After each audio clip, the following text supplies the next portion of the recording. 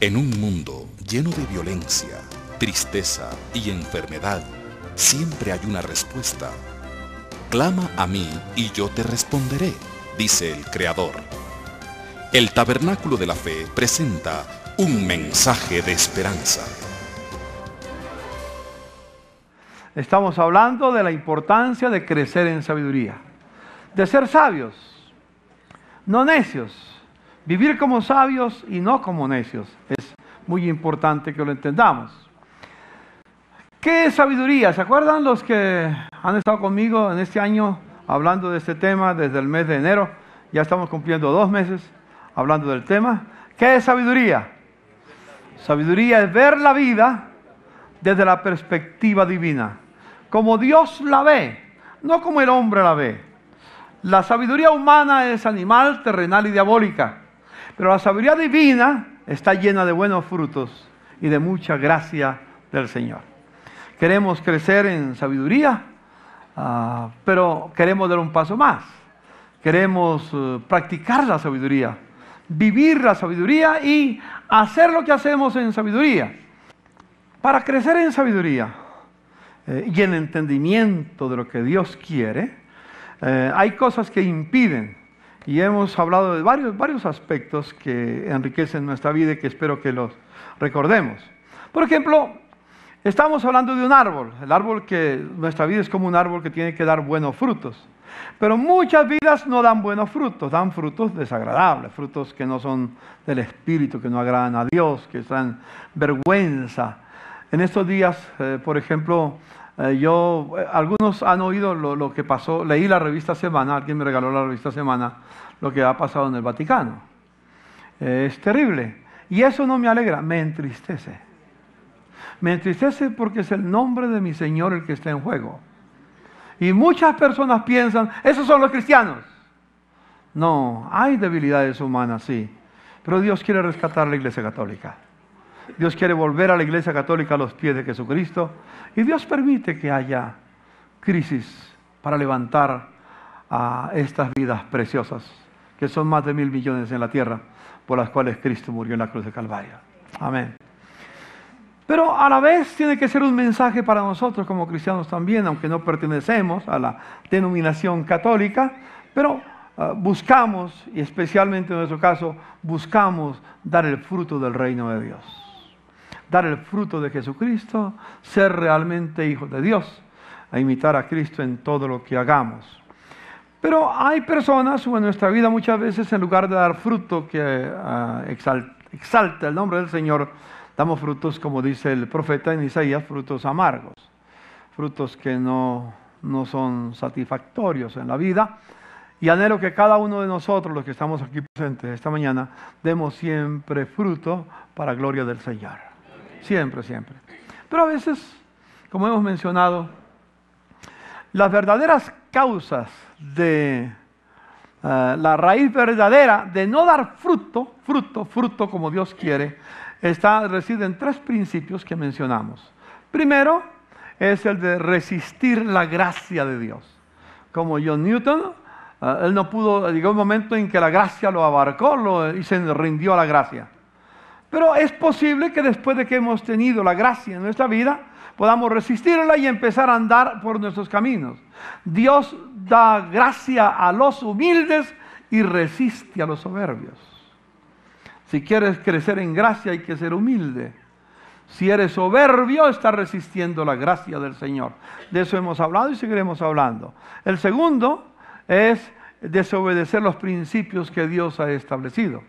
Cuando no vivimos en armonía con los principios que Dios ha establecido, entonces es una causa para poder tener dificultades en nuestra vida. Y en tercer lugar, tiene que ver con rechazo a la autoridad. Y esos 3 principios que no vivimos, la raíz verdadera de que no vemos fruto, están centrados en ellos. Pero resistir la gracia, desobedecer los principios, rechazar la autoridad, hace que se produzcan 3 raíces muy especiales. Raíz de amargura. ¿Por qué hay amargura? Porque no sabemos perdonar. Dígale a su hermano, hay amargura porque no sabemos perdonar. Si tú no sabes perdonar, la raíz de amargura va a crecer en tu vida. Entonces tenemos ahí la raíz, la falta de perdón. La segunda raíz es la avaricia, la codicia, el deseo de no estar satisfecho con lo que Dios le da, sino querer más y más y más. Y no tiene contentamiento, no aprende el espíritu de contentamiento, porque su vida está centrada en valores temporales.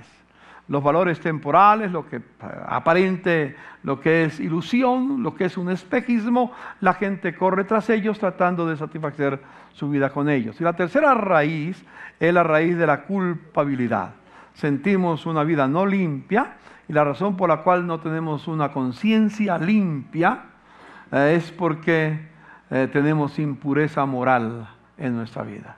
Entonces la impureza moral, los valores temporales y la falta de perdón son resultado de que hemos rechazado o resistido la gracia de Dios, no hemos vivido conforme a los principios que Dios ha establecido y hemos resistido la gracia de Dios. Creo que este es un repaso así simple de lo que hemos estudiado en domingos anteriores.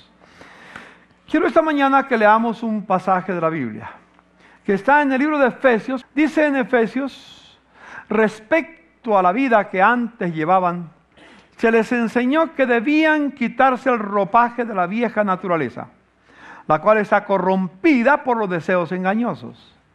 Ser renovados en la actitud de su mente y ponerse el ropaje de la nueva naturaleza, creada a imagen de Dios en verdadera justicia y santidad. Por lo tanto, dejando la mentira, hable cada uno a su prójimo con la verdad, porque todos somos miembros de un mismo cuerpo. Si se enojan, ¿qué dice? No pequen. Sigan leyendo esa parte. No dejen que el sol se ponga aún estando enojados. ¿Y qué? Ni den lugar al diablo. Y esa palabra no dar lugar al diablo significa no le entreguen terreno a Satanás para que él construya las fortalezas que quiere construir en muchos. Sigue diciendo, el que robaba, que no robe más. Sigan leyendo conmigo. Sino que trabaje honradamente con las manos para tener que compartir con los necesitados. Eviten toda conversación obscena. Por el contrario, que sus palabras contribuyan a la necesaria edificación y sean de bendición para quienes escuchan. No agravien el Espíritu Santo de Dios, con el cual fueron sellados para el día de la redención. Abandonen toda amargura, ira y enojo, gritos y calumnias y toda forma de malicia. Más bien, sean bondadosos y compasivos unos con otros y perdónense mutuamente, así como Dios los perdonó a ustedes en Cristo Jesús. De este hermoso pasaje, quiero centrarme en dos textos de lo que hemos leído. ¿Lo leen conmigo? Si se enojan, no pequen. No dejen que el sol se ponga estando aún enojados, ni den cabida al diablo. Yo conozco muchas personas que se enojan. Me dicen, mire pastor, no me diga nada, déjeme que me pase el enojo. No se me va a pasar ligero, me va a pasar 15 o 20 días, pero algún día se me quita. Pues la Biblia dice, no se ponga el sol. ¿Por qué dejar para mañana lo que debemos hacer hoy? ¿Sí? Entonces no se ponga, dígale a su hermano, no se ponga el sol sobre vuestro enojo. No vaya a dormir enojado, porque ese enojo va a producir problemas que quizás el próximo sábado, domingo, vamos a ver los problemas físicos, los problemas emocionales y los problemas espirituales que producen en nuestra vida. Pero el texto más clave todavía aquí es, no den cabida al diablo, no cedan terreno a Satanás. ¿Por qué no debemos ceder terreno a Satanás? Permítame mostrar este cuadro que encontramos aquí. Este cuadro representa, por decir así simplemente, la vida del cristiano. Antes este cuadro, esta vida, en mi vida en caso, estaba toda manchada, llena de iniquidad, de pecado, de maldad, de cosas que no agradaban a Dios. Pero por la sangre de Jesucristo, la sangre de Jesucristo nos limpió. Pero no solamente nos limpió, sino que nos compró. Hemos sido comprados por la sangre de Jesucristo.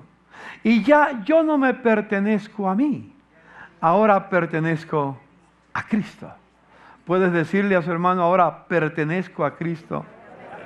Hay una linda canción que ojalá, hay tantas canciones que cuando estoy predicando me acuerdo.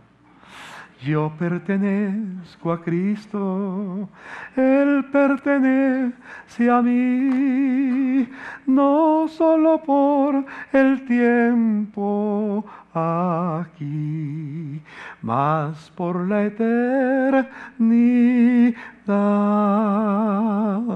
Yo no pertenezco a mí, ahora le pertenezco a Jesucristo.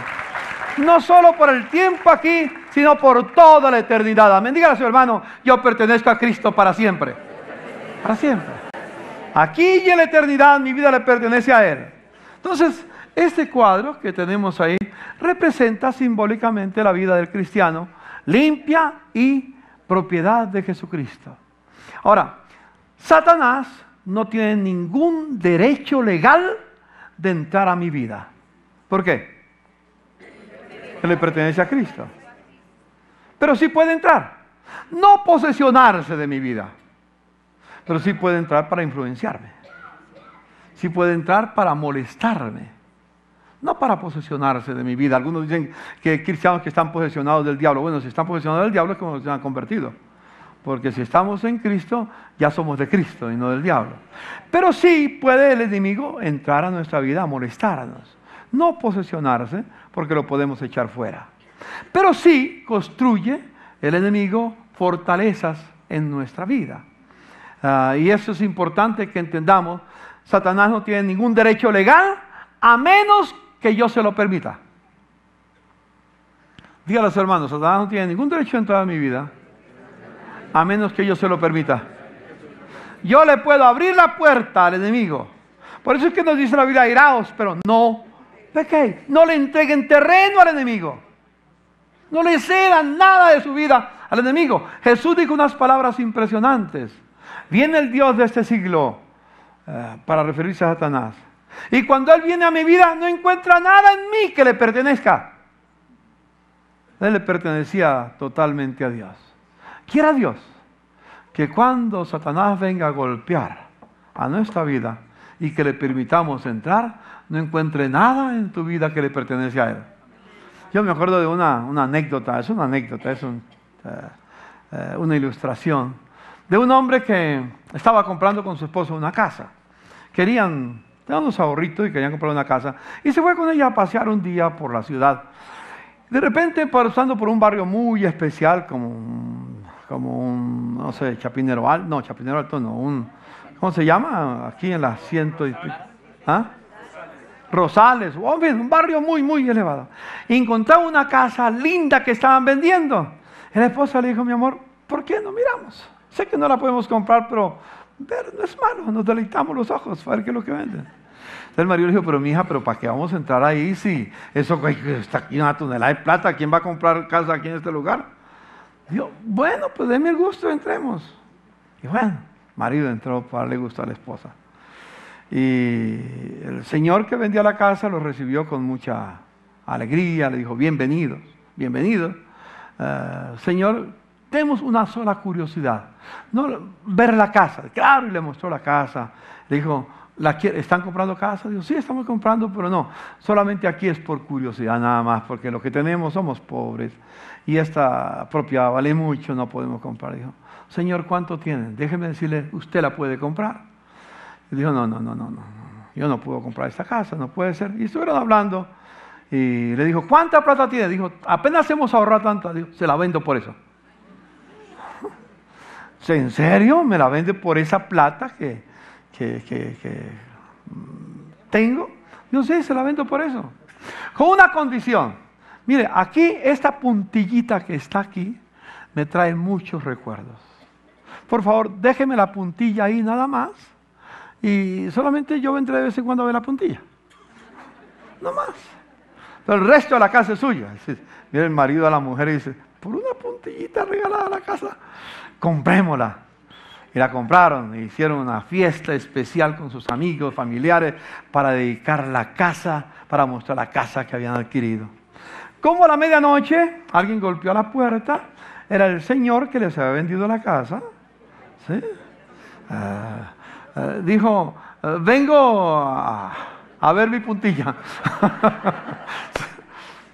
Podía negar la puntilla. Señor, esto no se puede porque estamos en una fiesta, es privado, de familia. Dijo, yo les vendí la casa con la condición de yo ver la puntilla cuando quisiera. Entonces, bueno, si no quieren, devuélveme la casa. Están ya tan enamorados de la casa que le dijeron, Señor, entre. Ya llegó allá y cogió el sombrero y lo colgó en la puntilla. Y se fue. Pues qué raro ese tipo. Pasó otra semana y un día vino embarrado a la 1 de la mañana con los amarros, con todo, con lo que tenía. Y golpeó y le abrieron y le dijeron, Señor, ¿qué le podemos servir? Vengo a ver mi puntilla. Y entonces vuelve la historia, se repite, dijo, o me dejan entrar a ver mi puntilla o me entregan la casa. Y entonces lo dejaron entrar y sacó los amarros y se los puso ahí embarrados y todo. Y cada rato venía para colgar lo que él quería en la puntilla. No le dejes puntilla al diablo en tu corazón. Dígale a su hermano, no le dejes ninguna puntilla al diablo, porque él va a colgar lo que quiere ahí. Él no tiene derecho legal sobre la casa. Pero le dejamos la puntilla y esa le pertenece a él y puede colgar lo que quiera. Entonces, esta vida representa al Señor, la vida comprada por Cristo, le pertenece a Él, limpia, etcétera, etcétera. Y Él viene y golpea.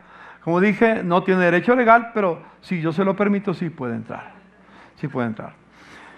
Entonces, por eso que la Biblia nos dice, no hagan esto, no hagan aquello, no hagan lo otro, simplemente para que no le dé terreno al diablo, nada más.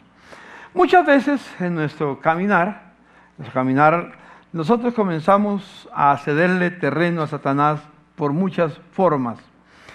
Por ejemplo, nos pasa alguna cosa. Me pasó hace 5 años. Perdone que vuelva y repita este aspecto. Pero quiero enfatizar un punto en mi vida. Cuando mi hijo mayor partió con el Señor, que yo fui con mi esposa allá a Carolina del Norte para verlo en los últimos momentos, yo tenía la esperanza de que él se iba a levantar, que Dios lo iba a sanar y que yo regresaría con la felicidad de dejar nuevamente en la casa. Pero él partió en mis brazos. Ahora, yo hubiera podido amargarme, tenía 47 años, ya era nacionalizado norteamericano y estaba luchando por llegar a ser senador de la República en los Estados Unidos. Con una linda familia, con todo un futuro por delante maravilloso, era asesor de la corte ahí en Winston-Salem, en Carolina del Norte, y tenía mucho reconocimiento. Cuando él partió, la prensa escribió un artículo muy lindo del beneficio del testimonio que él había dejado en toda la comunidad en Greensboro y en High Point y en Winston-Salem, ahí en Carolina del Norte. Cuando él partió, todo lo que hicimos fue mi esposa y yo irnos a la capilla del hospital para arrodillarnos delante de Dios y decirle, Señor, tú no lo diste, tú te lo llevaste, nunca fue nuestro, siempre fue tuyo. Y nunca culpamos a Dios de nada. ¿Cuántos culpan a Dios porque se llevó un ser querido? ¿O porque sucedió un accidente? ¿Y por qué a mí? ¿Han visto que algunas veces que hay cosas que suceden y que no tienen sentido? ¿Por qué tiene que pasar eso? Y culpamos a Dios. Y nos amargamos contra Dios. Pues cuando empezamos a amargarnos contra Dios, sucede algo. Satanás comienza a construir una fortaleza. ¿Sí?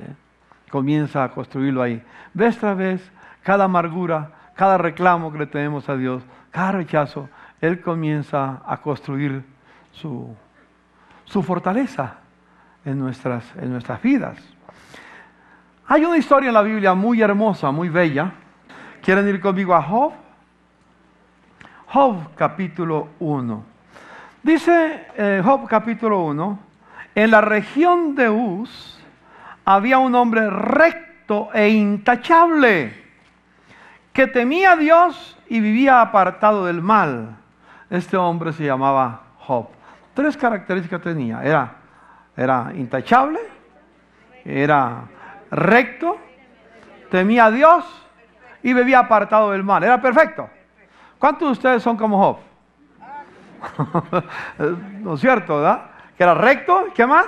Intachable, temeroso de Dios y apartado del mal. Estaba fuera.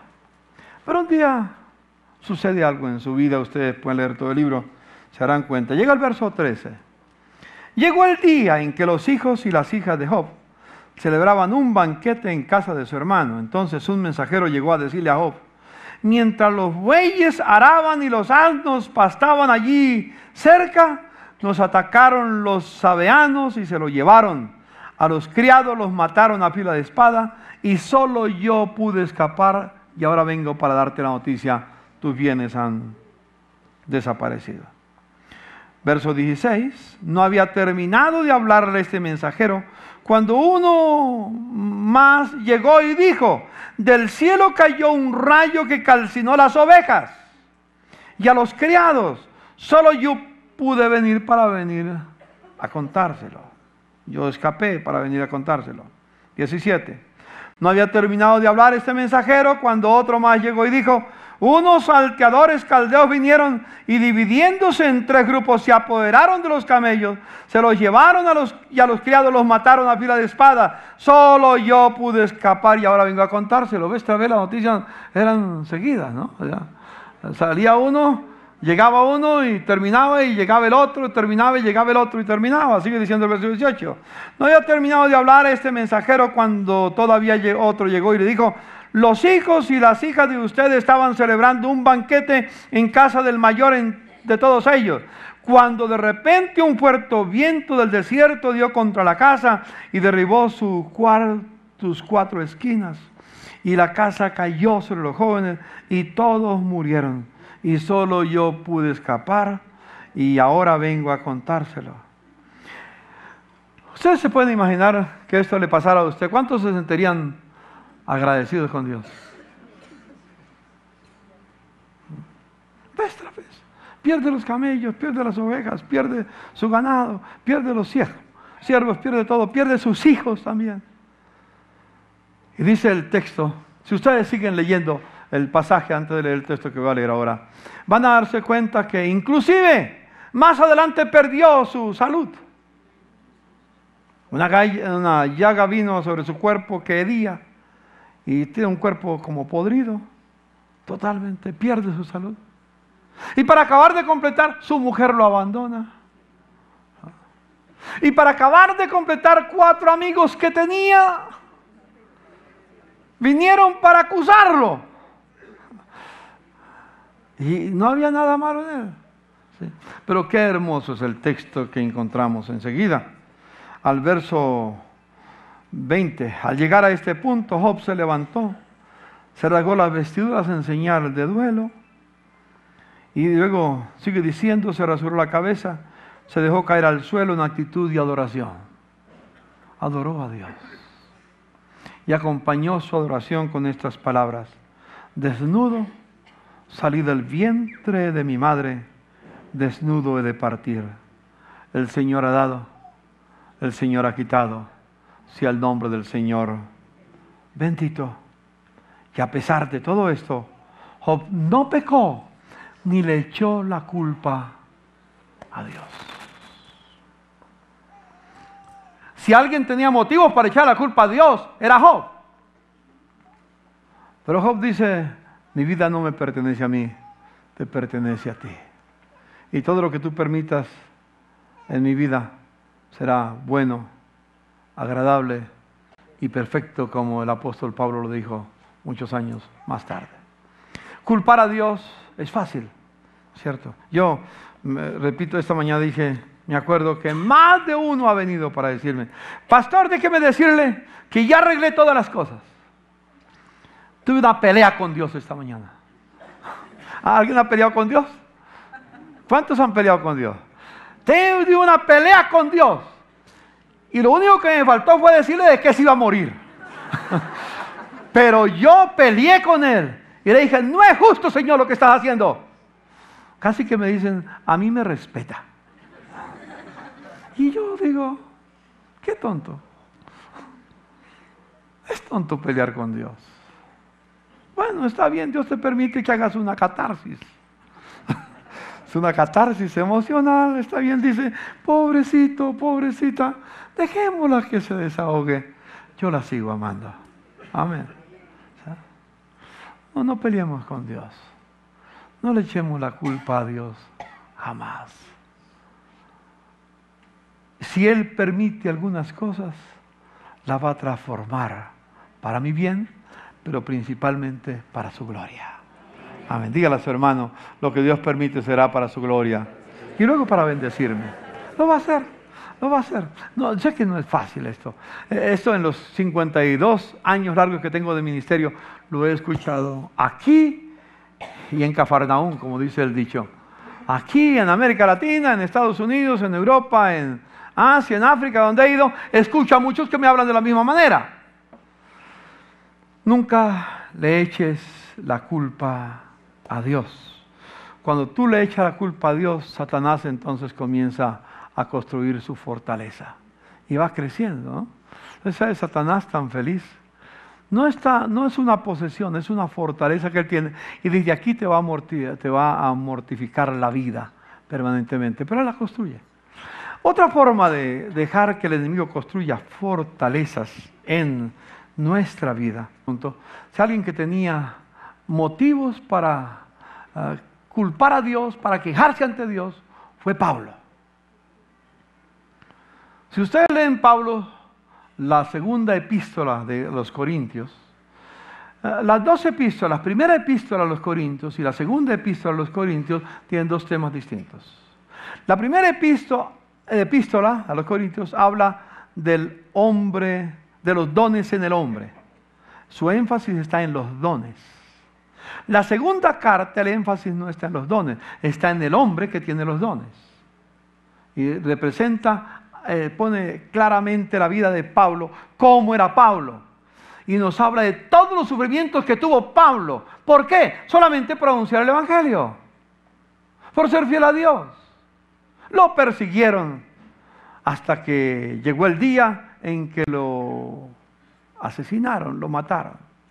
Cuando él llega, y aquí les voy a contar, les voy a decir lo que he aprendido en mi vida. Creo que alguna vez lo mencioné, pero día tras día me es más claro. Cuando un día ya terminaba su jornada, Pablo dijo, he acabado la carrera. He guardado la fe. Tan solo me espera la corona de justicia que Dios tiene, no solamente para mí, sino para todos los que le aman. Y yo he descubierto esta verdad. La verdad es simple.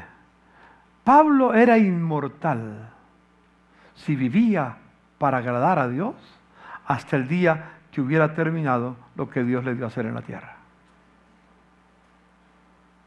Yo soy inmortal si vivo para agradar a Dios hasta el día que Dios diga, ya terminaste la jornada que te di para hacer en la tierra.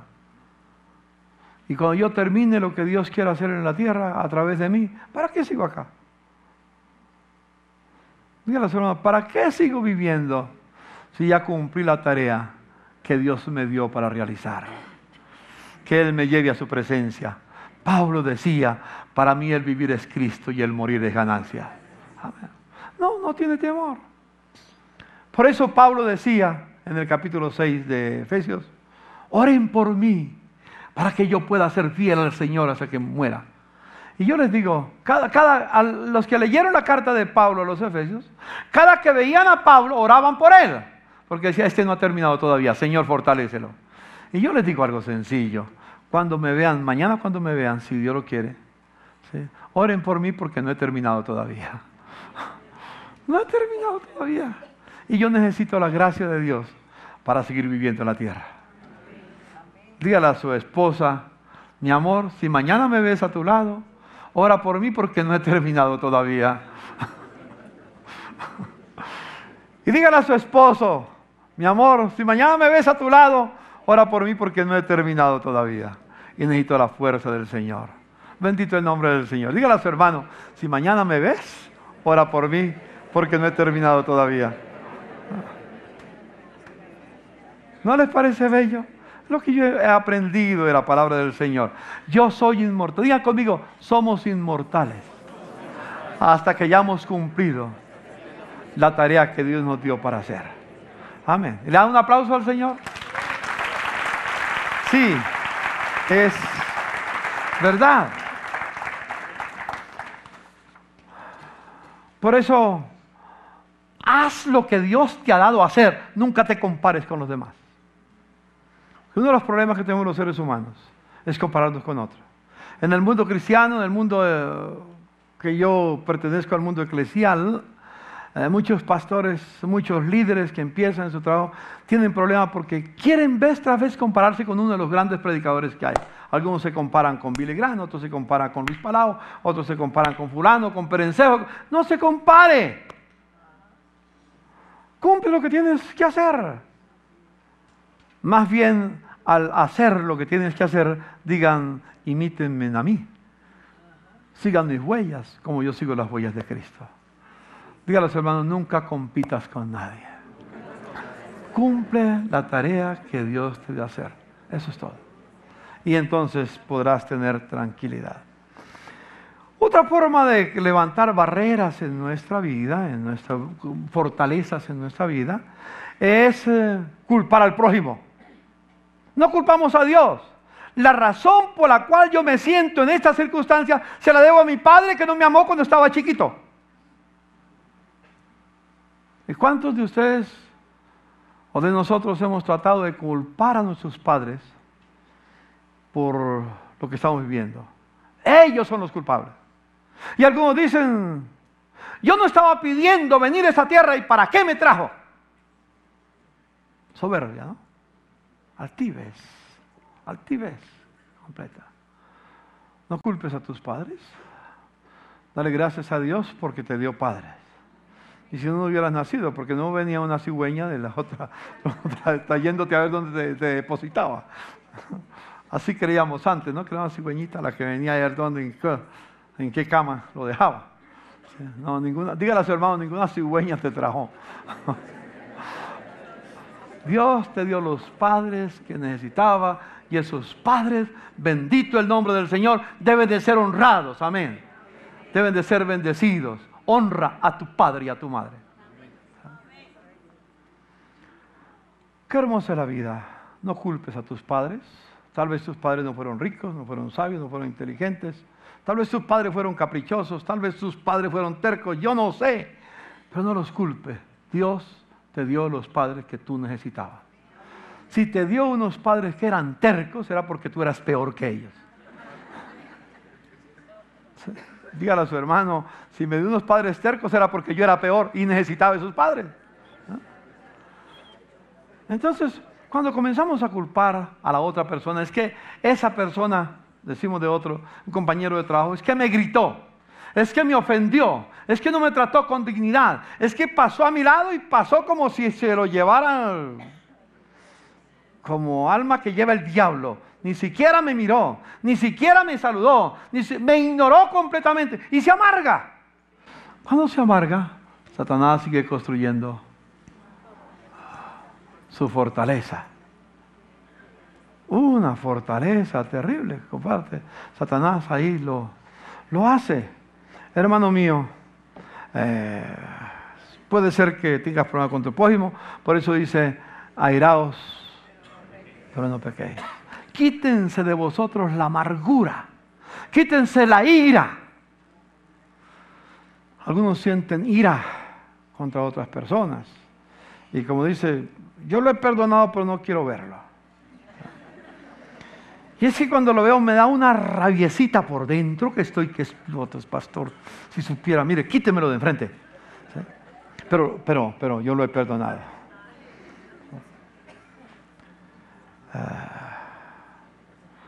No disculpes a tu prójimo. No. ¿Sabe qué hay que hacer con el prójimo? Dice Jesús, 4 cosas hay que hacer como mínimo. Primero, al enemigo, que es mi prójimo, al que me hizo daño, debo en primer lugar de amarlo. ¿Cuántos están dispuestos a amar a su enemigo? Eso no es de la cosecha nuestra. Eso no es de nuestra cosecha. Si el Señor no nos da la gracia, no podremos hacerlo. Amar a los enemigos. Segundo, orar por ellos. Pero no como aquel que oraba. Señor, te doy gracias por fulano de tal, y como ya está viajando en avión, Señor, que se caiga el avión. Esto es verdad que yo he oído este tipo de oraciones, ¿no? Así se acaba el enemigo, ¿no? No, orar por él. De verdad, para que Dios lo bendiga. Entonces, amarlo, orar por él, hacerle bien. Hay que hacerle bien al que nos hace mal. Y cuarta, hablar bien de él o de ella. 4 cosas botadas, ¿no es cierto? Fáciles. Orar por el enemigo, amarlo, hacerle bien y hablar bien de él. Qué terrible cuando yo sé que está hablando mal de mí y yo hablo bien de él. Terrible. Qué linda la oración de Jesús. Padre, perdónalos, porque no saben lo que hacen. Y de eso vamos a hablar posiblemente en 8 días. Lo que Dios estaba permitiendo en la vida de Jesús era para nuestro bien. Ellos no sabían. Ellos sabían lo que estaban haciendo, de que estaban crucificando a un hombre que era inocente. Pilato sabía que era inocente y sin embargo lo sentenció. No halló ningún mal en él. Sabía lo que estaba haciendo, pero no sabía el propósito de Dios. Déjeme decirte, cuando Dios coloca a alguna persona para hacerte daño, Dios tiene un propósito para bendecirte a ti. Me recuerda el caso de David, cuando iba huyendo de su hijo Absalón, como lo mencionamos hace 8 días. Iba huyendo de su hijo Absalón, que apareció un tipo ahí, Simei, algo así. Simei. Y entonces comenzó a insultarlo. David, te lo mereces, eres un perro, eres un malvado. Dios te ha pagado con la misma moneda, y comenzó a insultarlo. Y uno de los generales de David le dijo: ¿quién es ese perro que se atreve a insultar a mi señor David? David, permítame, yo voy y le quito la cabeza. Y David le dijo: no, déjenlo. Si Dios le dijo que me maldijera, que me maldiga. Quizás Dios va a tornar su maldición en bien. Y me va a hacer bien por todo el mal que se habla de mí. Cuando uno sabe descansar en Dios, qué lindo es. No le entrega terreno a Satanás. Si usted reacciona, si se pone bravo, si se enoja, si hace reclamo, si reclama tus derechos, le está cediendo terreno a Satanás. ¿Y Satanás qué hace? Construye una fortaleza. Me comunico cuántas fortalezas tendrá el enemigo aquí esta mañana. Pero vamos a desarmarlas en el nombre del Señor. Amén. Dígale a su hermano: vamos a desarmar las fortalezas. La que el enemigo sembró en mi vida va a ser quitada. Otra circunstancia, otra forma de construir fortalezas es mi relación con el mundo, con lo que nos rodea. No con el cosmos como tal, con la creación, sino con lo que Satanás sembró en esa tierra conforme va las circunstancias en este mundo. Por ejemplo, dice en primera carta de Juan, en el capítulo 2, versículos 15 al 17, hay 3 cosas que nos advierte. No amen al mundo ni nada de lo que hay en él. Si alguien ama al mundo, al sistema que nos rodea, los valores temporales que el mundo ofrece, el amor del Padre no está en él. Porque nada de lo que hay en el mundo, y menciona 3 cosas. ¿Qué es lo que hay en el mundo? Los deseos de la carne, del cuerpo, lo que la naturaleza humana desea, anhela. Vamos a hablar de los deseos del espíritu, los deseos de la carne, posiblemente el domingo entrante o el otro domingo. Bueno, vamos a hablar de ello. Los malos deseos del cuerpo, la naturaleza humana, o la codicia de los ojos, o la vanagloria de la vida. 3 enemigos. Cuando nos dejamos ilusionar por esos 3 componentes, los deseos de la carne, los deseos de los ojos, o la vanagloria de la vida. Esto de la vanagloria es interesante. Estaba estudiando el tema de la vanagloria y tiene que ver con la ostentación. Cuando alguien tiene algo y que Dios se lo ha dado, entonces comienza a ostentar delante de los demás como si se debiera a él o a ella.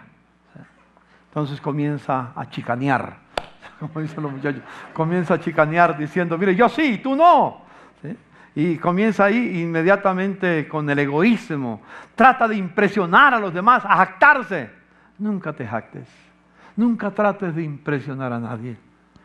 Nunca permitas en tu vida que haya ostentación. Mantente humilde. Jesús dijo, aprended de mí, que soy manso y humilde de corazón, y hallaréis descanso. Cuando Satanás venga a tu vida, no encontrará nada en tu vida que le pertenezca a él. Aleluya. Eso es lo que queremos.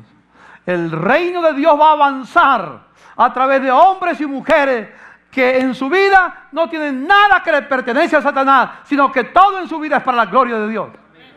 Así entonces avanza el reino de Dios en la tierra. Así. Y así quiere el Señor que avance su reino en nuestra vida. Así que el enemigo con todos esos, con la amargura contra Dios, con la amargura contra tu prójimo o el deseo de las cosas del mundo, sigue construyendo fortalezas hasta que construye unas fortalezas inmensas que nadie puede. Y desde dentro, ¿quién está dentro? Esto no estoy hablando de posesión satánica. Estoy hablando de cómo el enemigo construye la fortaleza para desde dentro empezar a colocarnos temores, por ejemplo. Por ejemplo, una esposa tiene un esposo que la quiere, que la ama, pero dentro Satanás viene y le dice a la esposa, ¿y tú sí crees que él te es fiel? Y comienza el temor con ella. ¿Sabe cuál es el peor temor que tiene una mujer casada en lo que yo descubro? Es ser reemplazada por otra. Eso es un temor horrible. Digan que no, mujeres. Ser reemplazada por otras. Y entonces ella comienza a sentirse inferior. Uy, pero yo estoy gorda y mi marido ve otras 90, 60, 90.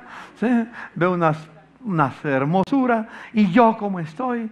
Y ya con ese estómago. Bueno, pues haga ejercicio para que... Si hace ejercicio le va a hacer bien. Evita un poco el temor, ¿no es cierto? Pero ese temor de sentirse inferior. ¿Sabe por qué una mujer comienza a sentirse inferior? Porque le entregó una fortaleza a Satanás. Satanás está en su vida amargándole la vida. Está ahí amargándole la vida a la mujer. Le pone los deseos de la carne, deseo de lo temporal, impureza moral, amargura, falta de perdón, etcétera, etcétera, etcétera. Yo quisiera desbaratar esto. Desbaratar esto es el propósito en estos días de la enseñanza hasta que nuestro corazón esté completamente limpio para el Señor. Amén. ¿Quieren que su vida esté limpia? Lo que Dios quiere que hagamos. Yo tengo la esperanza de que este año va a ser un año de victoria en el Tabernáculo de la Fe. 31 de diciembre, el Señor nos habló. Un año más de plazo. ¿Cuántos estuvieron el 31 de diciembre por la noche? El primer domingo de enero. Les hablé sobre eso. Dios nos dio un año más de plazo para que nuestra vida dé fruto para la gloria del Señor. Amén. Por favor, no permitan que el enemigo empiece a construir otra vez. Hasta que construya todo. Pidan que el Señor le ayude a eliminar todo lo que el enemigo ha sembrado. ¿Me comunico? Ahora, seguimos con el tema. Vamos a ver un texto de la Biblia. Santiago 1. Escuchen, hermanos, y así vamos terminando en esta mañana. Mis queridos hermanos, tengan presente esto. Todos deben estar listos para escuchar. Y lentos para hablar y lentos para enojarse. Normalmente hacemos lo contrario, pero tengo que ser lentos para enojarnos. ¿Cuántos de ustedes son prontos para fosforitos? ¿Cuántos son fosforitos acá? Cualquier cosita, ¡pah!, explota. ¿Cuántos de ustedes son así? Levanten la mano. Díganle a su hermano, yo soy fosforito. Bueno, Santiago dice, no sean fosforitos. Esa es una traducción literal del texto en lenguaje nuestro. No sean fosforitos, no sean prontos para enojarse, pues la ira humana no produce la vida justa que Dios quiere. Por esto, despójense de toda inmundicia y de la maldad que tanto abunda, para que puedan recibir con humildad la palabra sembrada en ustedes, la cual tiene poder para salvar sus vidas. No se contenten solo con escuchar. Dígale a su hermano, no te contentes solo con escuchar. ¿Qué dice? Escuchar la palabra. Pues así se engañan ustedes mismos. Llévenla a la práctica. Dígale a su hermano, hoy hemos escuchado la palabra, vamos a vivirla. Es muy práctico Santiago, ¿no es cierto? Práctico. Leámoslo juntos, a ver. No se contenten solo con escuchar la palabra, pues así se engañan ustedes mismos. Llévenla a la práctica. El que escucha la palabra, pero no la pone en práctica, es como el que se mira el rostro en un espejo y después de mirarse, se va y se olvida enseguida de cómo es. Pero quien se fija atentamente en la ley perfecta, que da libertad y persevera en ella, no olvidando lo que ha oído, sino haciéndolo, recibirá bendición. ¿A qué? ¿Dónde? Al practicarla, no solamente el oírla, practicarla. Salimos de aquí, ¿para qué? Amén. Los de arriba, ¿para qué salimos de aquí? Dígale a su hermano, salimos de aquí para practicar la palabra del Señor. Y yo le voy a dejar una tarea, porque vamos a seguir trabajando ese tema el próximo domingo, si Dios lo permite. Primero, tenemos que confesar nuestra amargura. ¿Te sientes amargado contra tu cónyuge, contra tus padres, contra tus hijos, contra un familiar, contra un compañero de trabajo, contra un profesor, contra alguna persona, contra la policía, contra el Estado, contra el gobierno, contra la iglesia? ¿Te sientes amargado? Confiesa tu amargura. Si no se confiesa la amargura, vamos a seguir atados ahí con una fortaleza satánica en nuestra vida. Algunos me dicen, pastor, si esta es una fortaleza, quiero que ore por mí para que esa fortaleza sea destruida. No es la oración la que va. A la oración la necesitamos, pero no es por echar fuera demonios que eso se va a salir. Es por obedecer la palabra y confesar nuestra amargura. No le pase como una señora que tenía un dicho cuando sentía que algo no estaba bien en su vida, que había dicho lo que no debía de decir, que había hecho lo que no debía de hacer, que estaba mal. Ella iba donde el pastor y le decía, pastor, tengo una telaraña. Por favor, ore para que el Señor me quite la telaraña. Pastor oraba, Señor, te pido por la hermana, por la telaraña, en el nombre de Jesús, que esa telaraña desaparezca. Amén. ¿Sí? A los 8 días volvió a la hermana otra vez. Pastor, tengo otra telaraña. Por favor, ore por la telaraña. Y el pastor volvía y lloraba por la telaraña de la hermana. Venía un evangelista, un predicador, y enseguida la hermana pasaba para que oraran por la telaraña. Y vez tras vez, domingo tras domingo, año tras año, orando por la telaraña. Un día vino donde el pastor preocupado ya, la hermana le dice, pastor, ore por la telaraña que me está molestando otra vez. El pastor le dice, no voy a orar por tu telaraña. ¿Cómo que no, pastor? ¿Me vas a dejar con la telaraña? No, mija, no voy a orar por la telaraña, voy a orar para que muera la araña. La araña la que tiene que morir, entonces no es la telaraña la que tiene. Algunos piensan que si ora el pastor ora para que el Satanás sea arrepentido y salga, ya será libre. No, tienes que obedecer. Tienes que confesar. Y eso no lo puedo hacer por ti. Tú tienes que hacerlo. Reconocer tu amargura y confesarla. Lo tienes que hacer tú. Nadie más lo puede hacer. No busques intermediarios. No hay intermediarios. Lo segundo que tienes que hacer es pide a Dios fortaleza para poder recuperar el terreno que le entregaste a Satanás. Tal vez tengas que ayunar, tal vez tengas que orar, pero que Dios te dé la fortaleza para resistir al diablo. Resistid al diablo, dice la Escritura, y él huirá de vosotros. ¿Qué tenemos que hacer contra el enemigo? Resistirlo. Él no tiene derecho legal. Tenemos el deber de resistirlo. La tercera cosa que tenemos que hacer es amar la verdad. ¿Cuál es la verdad? La verdad es esta. Mire, en el libro de 2 de Corintios, capítulo 10. Hay un pasaje hermosísimo, 2 de Corintios 10, y en el versículo,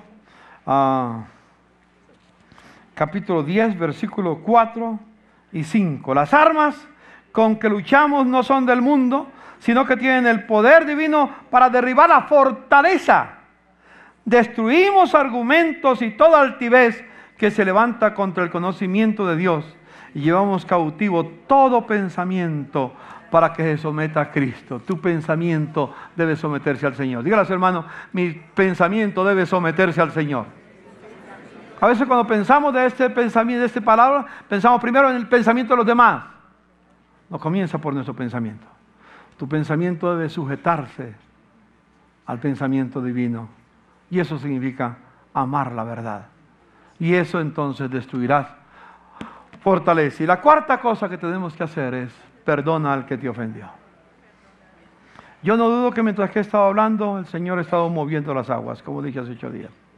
Y vuelve y saca a flote aquello que te amarga, aquel que te ofendió, aquella que te ofendió, aquello que aconteció que no te cayó bien. Está el Señor removiendo las aguas. ¿Sabe por qué las remueve? Porque Dios quiere que seas libre. Amén.